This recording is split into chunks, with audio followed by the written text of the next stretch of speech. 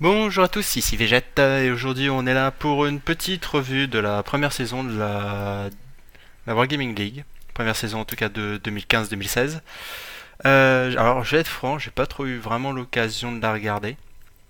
Euh, Pas trop eu le temps on va dire. Mais bon là j'ai un peu regardé la fin et voilà. J'avais envie de faire une revue en tout cas de cette saison-là. Alors ça intéressera pas tout le monde sur YouTube, je sais très bien. Mais bon voilà, pour ceux qui sont intéressés en tout cas, ça peut être sympathique. La saison justement elle est pas finie, hein. Je fais la vidéo un peu avant 19h. Mais bon, derrière il va rester 3 matchs. Et bon, en tout cas il y a quand même des choses à dire sur cette saison régulière avec des surprises et des déceptions, même des très grosses déceptions. Alors on va commencer par le commencement, hein, parce qu'on est un classement quand même. Et au niveau je vais pas dire grosse surprise, mais d'une bonne surprise, c'est Team Supreme qui est invaincu lors de la saison régulière. Alors c'était plutôt la place des Virtus Pro à l'époque. Mais bon, là il y a eu une petite cure au niveau des Virtus Pro, il y a moins de ruses, donc l'effectif a changé. Et voilà, Virtus Pro quand même qui reste quand même à un bon niveau. Mais Supreme, donc je reprécise la line-up avec FC Dynamo, Phoenix, Griffon, Apple Watch, Chanish Nucléaire, Ronny et Zarazni. C'était une équipe, enfin c'était GGWP qui s'était effondré en dernière saison de GWU, enfin de WGLU, qui était dû arriver quatrième alors qu'ils étaient top 2. Donc c'était une équipe, on va dire, qui était quand même très forte, hein. Elle était déjà très forte. Ils ont amené des éléments en plus. Après avoir, ils ont amené donc 3 joueurs russes pour justement aller sur cette limite de 3 joueurs non européens, sachant que les Ukrainiens sont considérés européens ou bien alors russes, ce qui est assez drôle. C'est-à-dire qu'ils peuvent soit jouer sur le continent européen, soit jouer sur le continent russe. Ils sont mixtes en fait les Ukrainiens, ça c'est comique. Mais bon voilà, ils étaient bien, ils se sont effondrés. Faut changer au passage. Ils s'étaient effondrés et là ils ont fait vraiment une très belle saison. Derrière, alors Virtus Rhône ne sera pas deuxième. Parce que ça je verrai après concernant les matchs en plus qu'il y aura ce soir. Virtus Rhône ne pourra pas être deuxième. Il sera troisième ou... Non, ils seront troisième. Forcément ils seront troisième. Ou quatrième. Non, ouais, ils sont forcément troisième, quel que soit le résultat du prochain match. Donc ils auront l'avantage de jouer soit contre Utopia, soit contre Panta au premier tour des pré-playoffs. Donc on va dire quand même ils auront un bon avantage. Virtus Pro qui a été vraiment impacté par la sortie, on va dire, de pas mal de leurs joueurs russes. Donc il y a eu l'arrivée de New Nexi et de Coca-Cola. Après, ouais, bon, à mon avis, ça les a gênés un petit peu quand même. Ça les a gênés un petit peu. Après, voilà, ça reste quand même du 8-3. Les défaites, c'est pas contre rien, c'est contre Team Supreme. C'est contre Synergie également. Et plus surprenant, c'est contre également Ding. Bon, après, c'est des défaites 4-5 hein, contre Team Supreme ou Ding. Des Synergies, on va dire que c'était l'accident. Donc, il y a quand même eu des bonnes performances de la part de V-Pro, même si, bon, les victoires contre des équipes, on va dire, auxquelles ils vont concurrencer, à savoir, bon, Kazna c'est 5-3, c'est quand même serré. Team Supreme ils ont perdu 4-5. Rox ils ont gagné 5-4. Utopia 5-3. Donc voilà, c'est quand même des défaites, des victoires où c'était assez serré. Donc ils sont pas aussi dominateurs qu'avant, mais ils sont quand même efficaces. Rox et Kazna Crew, 3ème et 4ème. Rox un peu surprenant, mais pas tant que ça. Je les avais mis à 3 étoiles, mais il y avait quand même de jolis noms, hein, négatives, positives. Schnipper quand Capina je connais pas, mais bon, je connaissais surtout ces deux-là. Et ça me surprend pas totalement qu'ils soient à ce niveau-là, comme les synergies, j'ai envie de dire aussi. Ça me surprend pas tant que ça. C'était des joueurs qu'on connaissait. Ils sont performants. Alors après, derrière, c'est bon, c'est quand même une surprise. C'est une bonne surprise. Mais c'est pas non plus si surprenant que ça. Donc Kazna qui fait une saison très correcte, hein. Bon, ils perdent contre V-Pro, ils perdent contre Supreme, ils perdent également contre Strong Siemas, ce qui est un peu décevant, mais derrière aucune défaite, enfin aucune victoire autre que du 5-2, 5-1, 5-0, à part contre Asap 5-3. Voilà. Mais sinon leurs victoires sont clean, leurs défaites sont assez serrées sauf contre Supreme. Donc c'est de bon augure également pour la phase finale. Et Synergy, on va dire dernier des 5 larrons. Synergie qui a fait une saison également correcte, même si c'était plus dur contre les grosses équipes que les autres. C'est vrai, ils perdent contre 3-4 4-5, mais ils perdent lourdement contre Supreme et Kazna. Donc bon.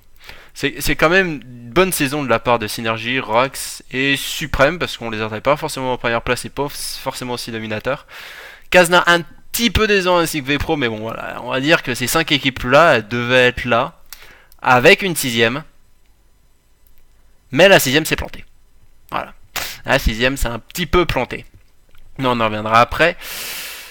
Parce qu'on va le faire dans l'ordre. Et en 6ème place actuellement, ce qui peut changer, c'est que, en tout cas, ils seront forcément la saison prochaine en Pro League. C'est Utopia. Utopia qui est quand même apparu, je le précise, par le tournoi de qualification, sur un arbre qui était pas évident. Et ils ont réussi à passer, et ils sont à 4 victoires, 7 défaites, mais 14 points, parce qu'ils sont bien accrochés. Ils sont surtout bien accrochés contre Trunksima, surtout bien accrochés contre Ding. Et après, ils ont fait les victoires qu'il fallait en fait contre les équipes qui étaient en dessous d'eux. Savoir, ils ont gagné contre Usa, Panta, No Mercy et ASAP. C'est les 4 équipes qui sont en dernière place. Voilà, à part Strongssema, mais bon, voilà, sur Strongssema, voilà. Ils mettent 13 points sur sur 15 possibles sur les 5 équipes qui sont les derniers au classement. Ils ont été réalistes et c'est tant mieux pour eux parce qu'ils vont se sauver grâce à ça. Derrière, Panta, ils sont Panta déjà. Ici Panta, je les voyais un petit peu mieux que ça quand même.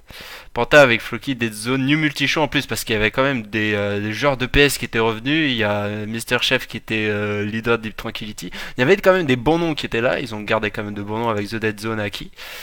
Et bon, il y a eu beaucoup de changements. Voilà, quasiment la moitié de l'effectif. De toute façon, c'était la limite. Après, voilà, c'est pas forcément favorable aux équipes. Mais là, on est dans une situation où ils peuvent faire top 6. Mais ça va être chaud pour eux. Parce que là, il va y avoir la discussion dessus. Après, voilà, bon. J'ai envie de dire, leur bonne performance de la saison, c'est la victoire contre Synergy 5-3. Après, ils se sont fait un peu rouler dessus par toutes les autres équipes. À savoir Kaznap, VP, Team Supreme et Rox. Ils se sont fait rouler dessus. Donc ça va quand même être dur pour le top 6. Et Utopia également, hein. De toute façon ils sont fait rouler dessus par Kazna, V-Pro Supreme, ils ont peu résisté, voilà. Rax également et Synergy également. Donc bon voilà, c'est pour ça que je dis vraiment il y a 5 équipes au-dessus et après il y a le en dessous de tableau. On a vraiment 5 équipes fortes en Europe. Et bon voilà, Panta ils ont fait une bonne performance. Après on pouvait quand même attendre mieux de Panta. Voilà, bon. On pouvait attendre mieux, mais ils ont quand même bien résisté. Ding est également assez décevant.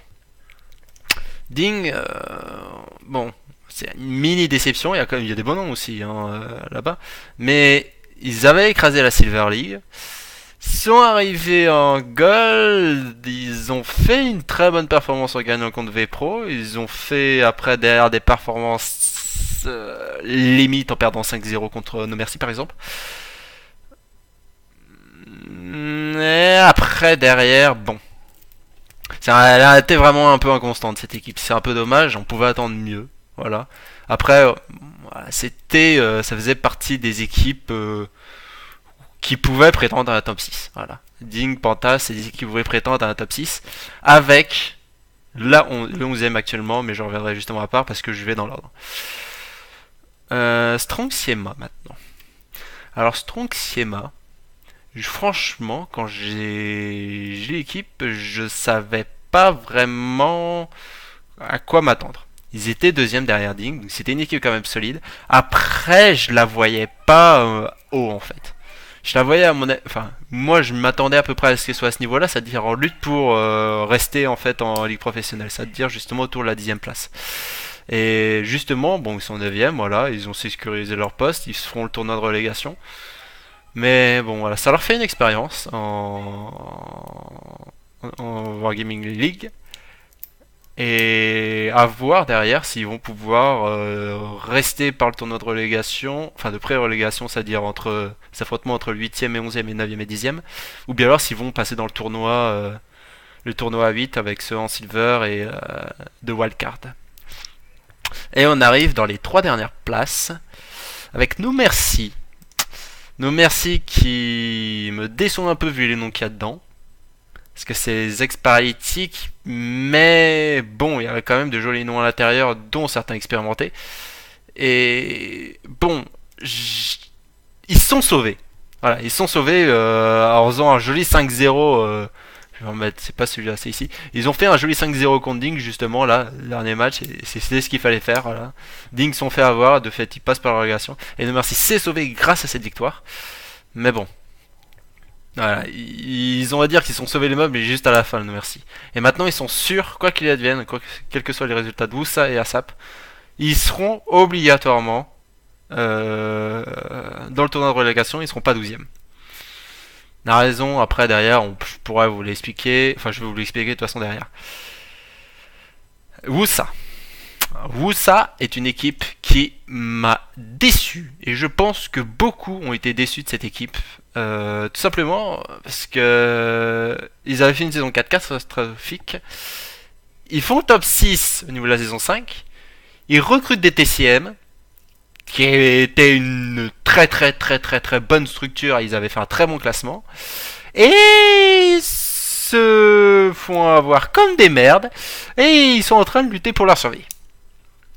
Ce qui est très décevant pour cette équipe-là. Sachant que Wusa, il s'était fait remarquer fin de saison 3. On se ramène. On démonte tout. On gagne. Merde, ils avaient gagné quoi déjà WCG, je crois. WCG. Ouais, c'était WCG 2013. Ils avaient gagné WCG 2013. Ils étaient en wildcard lors de championnat du monde en 2014. Saison 4, ils ont galéré. Saison 5, ils se sont réveillés. Saison 6, ils se sont fait démonter. Et bon, c'est quand même très décevant de cette équipe, avec les noms aussi qu'il y a dedans. Hein. Je continue là-dedans. Mais bon, ils auront une dernière occasion de sauver. Et ASAP, alors, on considérait celle qui était passée, on va dire, par le trou. Celle où il y a plus de Français, hein, avec Insane et Dorn. Vu qu'il y a deux Français. Mais bon, elle était passée un peu par le trou de souris. L'arbre était plus peut-être un peu plus facile de leur côté. Ils ont gagné contre tout ça, justement, et c'est ça qui leur tient en vie. Et ils ont réussi à gérer des 4-5 contre V Pro et Rox, c'est-à-dire qu'ils ont quand même eu ils ont mis du fil à retordre, justement, à ces équipes-là. Après, contre les opposants directs, voilà, ils sont démontés par No Mercy, et c'est ça qui les met en difficulté, en fait. Ils ont perdu très sèchement contre No Mercy, et c'est ça qui va les mettre en difficulté, et justement, pour cette phase finale, pour cette journée, ils vont être dans le dur. Pourquoi? Parce qu'il reste 3 matchs. 3 matchs qui ont justement une importance à différents niveaux. Le premier, c'est ASAP contre Strong Sema. Pour Strong Sema, il n'y a absolument rien à gagner. Sauf... Mais en fait, non, il n'y a rien à gagner. Je dis des bêtises. Pourquoi je dis il n'y a rien à gagner? Parce que Strong Sema, même s'il y en a 13 points, en affrontement direct, Panta a gagné contre Strong Sema. Donc forcément, ils seront dans le tournoi de relégation. Donc pour Strong Sema, il n'y a absolument rien à gagner. Pour ASAP, en revanche, ils n'ont pas leur destin en main, mais ils peuvent céder en gagnant et en évitant le 5-4 contre Strong Sema. Ils peuvent éviter. Je dis pas qu'ils vont. Mais ils n'ont pas leur destin entre leurs mains à cause de leur résultat justement contre Wusa et No Mercy. Parce qu'une égalité entre ces 3 équipes fait descendre ASAP à la 12e place. Je reviendrai après derrière sur le principe. Tornado Rocks contre Kazna Cruz, c'est le duel pour la 2e place. Simplement parce que si on regarde le classement, c'est pas compliqué. Hein. Kazna Cruz, ils gagnent en dessous de 5-4. Ils ont 25 points, les deux autres ont 24, donc ils sont 2e. Si Rocks gagne ou perd 5-4, bah, ils sont à 25 points, Kazna est à 24 ou à 23, mais ils sont à 25 points, donc Rox passe 2ème. Donc forcément, ce match-là donne le gagnant de la 2ème place et donc permet d'assurer le top 4 aussi pour ces équipes-là et d'éviter de jouer le samedi dans l'arbre à double élimination. Et ainsi de rencontrer une de 2 têtes de série et donc éviter Suprême. C'est aussi éviter Virtus Pro lors des poules avec Synergie. Bon. Voilà. On peut le retourner dans tous les sens. En tout cas, ce match-là est très important et pour Kaznas, je pense, plus que pour Tornado Rocks, parce que Kazna est champion en titre et ça serait un peu décevant de les voir dans les pré-playoffs le samedi. Un peu décevant. Bon. Après, ce serait pas une énorme déception, mais en tout cas, voilà, c'est un match qui a une importance. Et le dernier qui a une grande importance aux 2 niveaux de tableau, c'est Pantasports contre Wusa. Alors, faut penser que dans le cas où ASAP et Wusa font le même nombre de points sauf des victoires sèches, donc pour 3 points. ASAP aura l'avantage parce que ils ont gagné contre Wusa. De fait, Wusa doit gagner 5-3 ou mieux. Mais de l'autre côté, Panta voudrait gagner également parce que Panta, ou au moins faire un 5-4 justement, parce que Panta, ils ont gagné contre Utopia. Donc ils auront... Ah non, ils ont perdu même contre Utopia, donc ils doivent forcément gagner Panta. Ils doivent gagner pour pouvoir justement être dans le top 6. Donc chaque équipe souhaite gagner. Et d'un côté, Panta c'est les cartes en main. Wusa doit forcément faire un résultat. Ils sont obligés. Ils peuvent pas perdre. S'ils perdent 5-3, ils sont morts, ils sont 12e. Mais ils doivent faire au minimum un résultat supérieur à SAP. Ou bien alors gagner, gagner 5-3 et là ils sont sûrs, ils sont sauvés. Donc Wusa a ses cartes en main, Panta les a aussi. C'est le dernier match de la soirée et c'est pour ça qu'il va être très très intéressant, en tout cas au niveau du classement. Alors après pourquoi je dis donc Panta par rapport à Sports ils doivent gagner, c'est obligatoire. Donc Kazna j'ai expliqué et c'est surtout le bas du classement en fait qu'il faut expliquer. Ils sont 3 équipes. No Mercy, Wusa, ASAP. Après, il faut regarder en fait le principe pour partager, c'est un principe de mini-championnat. C'est-à-dire qu'on garde juste ces 3 équipes-là et on garde les scores. Pour No Mercy, ils ont gagné, hop, on met sur le classement, ils ont gagné contre ASAP 5-0 et ils ont perdu contre Wusa, c'est ici, ils ont perdu contre Wusa 4-5. Ce qui fait qu'ils ont un avantage pour eux de plus 4. Donc en clair, de toute façon, ils sont sauvés. Voilà. Ils peuvent pas perdre de ce fait. Après derrière Wusa, alors je me trompe pas quand même, hein. Ils ont gagné 5-4 mais ils ont perdu 3-5. Ce qui fait qu'ils sont à un résultat de -1. Et dans le cas d'un mini championnat. Et ASAP, donc ils ont gagné 5-3 et ils ont perdu 0-5. Donc ils sont sur un -3. Ce qui fait que au niveau des points amassés, ils ont chacun... Attends, peut-être je dis une bêtise, attends. No Mercy, ils ont plus de points même. Attends, j'ai peut-être une bêtise. No Mercy, en affrontement direct, à ça, No Mercy à 4 points. Wusa en a 2. Ah non, même pas, ils sont obligés de... Ah ouais. Alors j'avais pas vu exactement, désolé. Désolé, petite erreur, parce que c'est vrai que les 5-4 sont vicieux. Parce que quand on est en tiebreaker, on gagne 2 points et on en perd 1. Enfin, on en gagne que 2 points, on gagne pas 3. Et donc, en fait, ils sont obligés... En fait, c'est même pas Wusa, c'est ASAP qui a ses cartes en main, en fait. C'est-à-dire qu'ils doivent faire un résultat supérieur à Wusa, et si ASAP gagne, bah Wusa est mort. Parce qu'ils ont moins de points. De toute façon, No Mercy est forcément à la 10ème place, maintenant. Sauf si il n'y a que Wusa qui gagne, et ASAP qui passe dedans. De toute façon, ils seront 10ème ou 11ème, ça c'est sûr pour No Mercy. Donc ASAP a les cartes en main, en réalité, c'est pas Wusa, je dis des bêtises. Puis comme ça arrive. En même temps, là, c'est vicieux sur ce coup-là. Mais voilà, donc ASAP doit gagner 5-3. Après, leur avantage, c'est contre Strong Siama n'a rien à jouer. Donc, ils auront l'avantage de la motivation. Après, à voir est-ce que ça va suffire. Et Wusa est capable, avec ses joueurs, de battre Panta. Donc, ça va vraiment jouer... voilà, ça va jouer à l'arrache. Après, au niveau des résultats, théoriquement, Strong Siama gagne. Entre Rox et Kazna, ça va être serré en tout cas. Rox est quand même solide contre pas mal d'équipes et souvent les matchs sont serrés. Donc ça va être sûrement du 4-5 ou du 5-4, mais ça sera l'avantage de Rox. Donc je dirais un 5-4 Rox. Je dirais un petit très léger avantage à Rox, mais ça va être un 5-4 Rox à mon avis. Strong Siema, Sap, logiquement ça serait du 2-5, mais je vois quand même à Sap tenir tête à Strong Siema, donc je verrais plus un 4-5 ou un 5-4 également. Panta Sport contre Wusa, en théorie Panta gagne et assez largement. Après, attention à Wusa, c'est quand même une équipe qui peut tenir le coup. Voilà. Donc voilà pour la petite revue. Au passage, donc, si vous souhaitez voir le truc, je mettrai le lien sur la vidéo. Et je vous souhaite une bonne soirée et je vais mettre ça juste avant la WG League. Donc si vous voulez la regarder, moi aussi je la regarderai de toute façon dans mon coin. Et je serai également quand même sur le Twitch également, donc voilà, si vous voulez me croiser, mettre des MP, c'est pas un problème. Donc je vous souhaite une bonne soirée à tous et à une prochaine. Salut salut!